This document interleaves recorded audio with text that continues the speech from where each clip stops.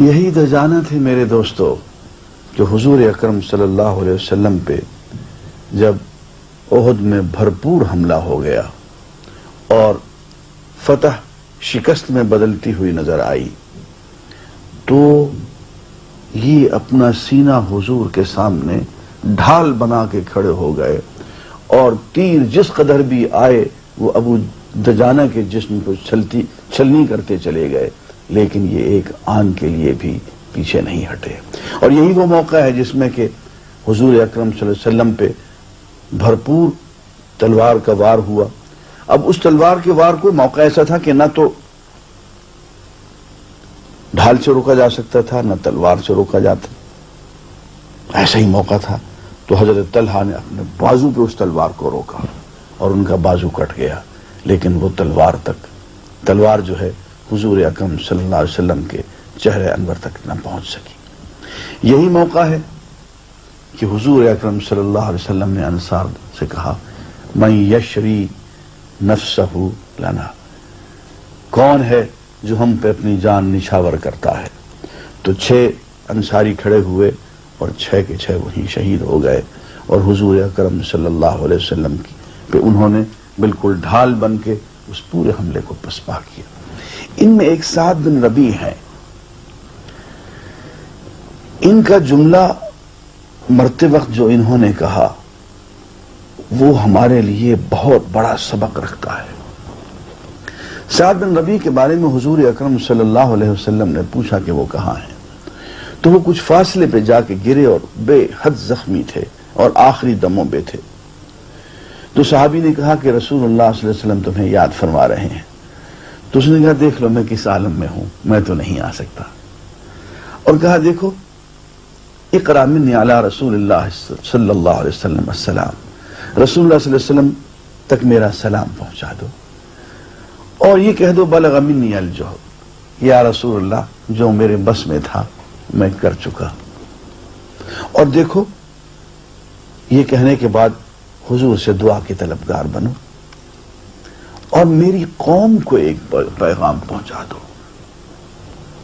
اب وہ جو قوم کے نام پیغام ہے، چونکہ اپنی قوم کے اپنے قبیلے کے یہ سردار بھی تھے، تو فرماتے ہیں قوم کے نام ایک پیغام پہنچا دو کہ دیکھو اگر اس راہ میں محمد صلی اللہ علیہ وسلم ہمت کرتے ہوئے جہاد کرتے ہوئے شہید ہو گئے اور تم زندہ رہ گئے تو اللہ کو منہ نہیں دکھا سکو گے، پھر تمہیں بھی اللہ کے راستے میں شہید ہی ہونا پڑے گا۔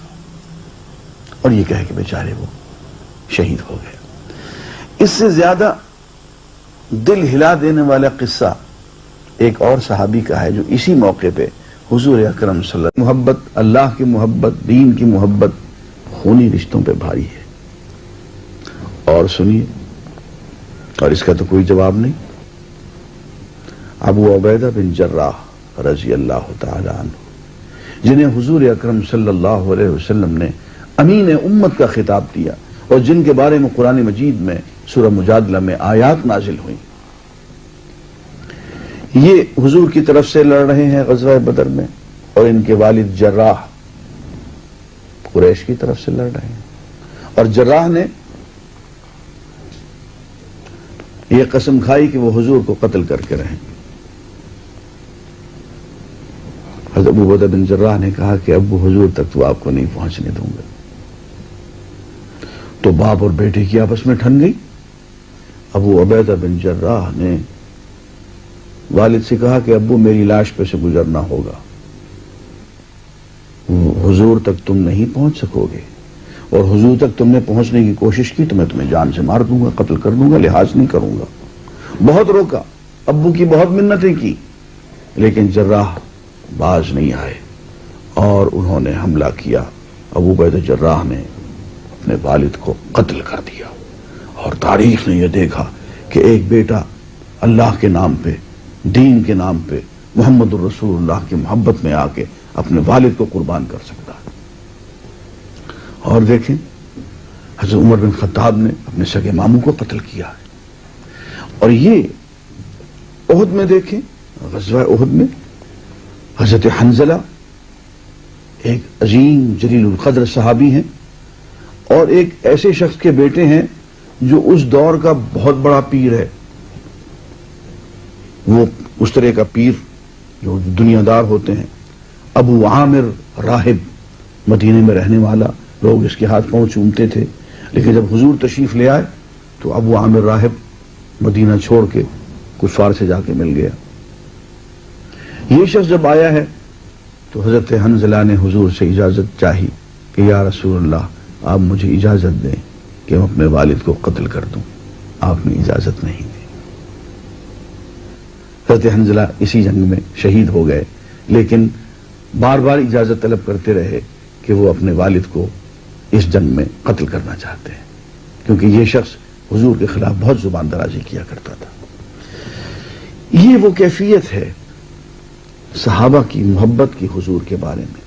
اب ایک اور صحابی ہیں عمرو بن الجموح. یہ بیچارے لنگڑے تھے. ان کے 4 بیٹے غزوہ احد میں شریک ہوئے. یہ بھی شریک ہونا چاہتے تھے. حضور سے اجازت لی، آپ نے اجازت نہیں دی. آپ نے کہا تم ٹانگ سے معذور ہو، جہاد تم پہ فرض نہیں ہے، اس لیے تم گھر بیٹھو. بیٹوں نے بھی کہا کہ ابا جان آپ معذور ہیں، آپ بوڑھے ہیں، ضعیف ہیں، لنگڑے ہیں، جہاد آپ پہ فرض نہیں ہے. تو حضور سے آ کے شکایت کی کہ یا رسول اللہ میرے بیٹوں کو روکیں، وہ مجھے جہاد سے نہ روکیں. مجھ پہ فرض نہیں ہے تو نہ صحیح، لیکن مجھے آخر مرنا تو ہے ہی، تو میں شہادت کی موت کیوں نہ مروں. تو حضور اکرم صلی اللہ علیہ وسلم نے ان کے بیٹوں سے کہہ دیا کہ عمرو بن جموح اگر آنا چاہیں تو ان کو آ لینے دینا، ان سے جھگڑا نہ کرنا، کوئی سخت بات ان سے نہ کرنا. تو عمرو بن جموح ضد کر کے آئے. یہ بھی شہید ہوئے. ان کے سالے عبداللہ بن عمرو بھی اسی جنگ میں شہید ہوئے. ان کے بیٹے خلاد وہ بھی غزوہ احد میں شہید ہوئے. اب ذرا ان کی بیگم صاحبہ کے بارے میں آپ غور فرمائیں. وہ خاتون جس کا اسی جنگ میں شوہر بھی شہید ہو گیا، بیٹا بھی شہید ہو گیا، سگا بھائی بھی شہید ہو گیا، اس کی کیا کیفیت ہوگی. اور پھر تاریخ ہمیں ایک واقعہ بتاتی ہے کہ اس خاتون نے ان تینوں حضرات کی لاشوں کو ایک اونٹ پہ رکھا اور مدینے کو چل دی. راستے میں اونٹ بیٹھ گیا. بہت کوشش کی لیکن اونٹ مدینے کو نہیں گیا. تو تنگ آ کے اونٹ کو واپس غزوہ احد میں لے آئی اور ان تینوں لاشوں کو غزوہ احد کے اور شہیدوں کے ساتھ دفن کرنا پڑا. اس نے دفن کیا اور سب پہ صبر کیا، اور اس کا جملہ کہ رسول اللہ صلی اللہ علیہ وسلم اگر زندہ ہیں تو ہمیں کسی اور بات کا غم نہیں ہے. عزیزان گرامی، حضور اکرم صلی اللہ علیہ وسلم کی محبت اور آپ کی نصیحت پہ عمل کا ایک ایسا واقعہ اب آپ کی خدمت میں عرض کر رہا ہوں کہ اگر یہ واقعہ ہماری سمجھ میں آ جائے اور ذرا سی بھی اس انسانی فداکاری کے معجزے کی جھلک ہمارے دلوں پر پڑ جائے تو ہماری زندگیاں سنور جائیں. حضرت خبیب، ان کو اہل مکہ نے گرفتار کروا لیا اور ان سے اپنے مقتولین کا بدلہ لینے کے لیے قتل کرنا چاہا. ان کو مکہ مکرمہ میں قید میں ڈال دیا. اب مزے کی بات یہ ہوئی کہ جب یہ قید میں تھے تو ایک بہت کم سن سا بچہ ان کے قریب سے گزرا. تو حضرت خبیب نے کہا کہ بیٹے دیکھو میرا ایک کام کرو، میرے بال بہت بڑھ گئے ہیں تو میں اپنی حجامت کرنا چاہتا ہوں، ذرا کوئی استرا لے آؤ. تو بچہ گیا اور وہ استرا لے کے آ گیا. حضرت خبیب نے بچے کو اپنی جھولی میں لے لیا اور استرا ان کے ہاتھ میں. اب بچے کی جب ماں آئی سامنے تو اس کی چیخیں نکل گئیں کہ قیدی جس کو ابھی ہم نے سزائے موت دینی ہے اس کے ہاتھ میں استرا ہے اور میرا بیٹا اس کی گود میں ہے، یہ تو اس کو مار دے گا. تو ماں جب بہت پریشان ہوئی اپنے معصوم بچے کو اس عالم میں دیکھ کے، تو حضرت خبیب نے کہا کہ بی بی بات یہ ہے اگر میں بچ کے جانا چاہوں تو اب جا سکتا ہوں. تمہارے بچے کی زندگی اس کی گردن پہ میں اس طرح رکھ کے یہ ساری قید بھی میں ختم کروا سکتا ہوں. میں سواری بھی تم سے لے سکتا ہوں. میں واپس اپنے لشکر میں بھی جا سکتا ہوں. نہیں کرو گے تو بچے کو قتل بھی کر سکتا ہوں.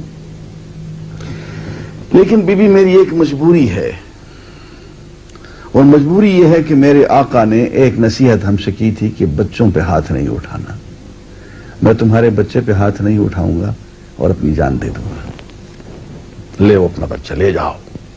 اور بچے کو انہوں نے آزاد کر دیا اور قتل ہو گئے. حضور اکرم صلی اللہ علیہ وسلم کی اس نصیحت کی خلاف ورزی نہیں کی. آپ نے فرمایا کہ بچے پہ ہاتھ نہیں اٹھانا ہے، بچے کو قتل نہیں کرنا ہے. اپنی جان دے دی، اپنے آپ کو بچانا مناسب نہیں سمجھا اور قتل ہو گئے. لیکن حضور کی نصیحت کے خلاف عمل نہیں کیا. اور یہ بات ان کو بتائی کہ میں چاہوں تو اپنی جان بچا سکتا ہوں، لیکن محمد رسول اللہ صلی اللہ علیہ وسلم میرے آقا نے یہ مجھے حکم دیا ہے کہ بچے پہ ہاتھ نہیں اٹھانا. اس لیے ہاتھ اٹھانا تو دور کی بات ہے، میں بچے کی جان کو بھی خطرے میں نہیں لوں گا. میں اس پہ کسی ہتھیار سے اشارہ بھی نہیں کروں گا. حضرت خبیب قتل ہو گئے اور اس شان سے قتل ہوئے. مرنے سے پہلے کہا کہ مجھے 2 نفل نماز پڑھنے دو. 2 نفل نماز پڑھ لی، مختصر پڑھی، اور کہا کہ میرا جی تو بہت چاہتا تھا کہ میں لمبی نماز پڑھوں، کہ آج سجدے میں بہت لطف آ رہا تھا، لیکن مجھے شک ہوا کہ تم لوگ یہ سمجھو گے کہ میں مرنے سے کترا رہا ہوں. میں مرنے سے نہیں ڈرتا ہوں، اس لیے میں نے مختصر سی نماز پڑھ لی ہے. آؤ اب تم لوگ اپنا کام پورا کرو. تو حضرت خبیب کو سولی پہ لٹکا دیا گیا. یہ ایک اہم واقعہ ہے کہ انسانی فداکاری کا ایک عجیب و غریب معجزہ ہے جو کہ حضور کی امت سے صادر ہوا ہے، کہ اپنی جان دے دی ہے لیکن اپنی جان حضور کی نافرمانی کرتے ہوئے بچائی نہیں ہے.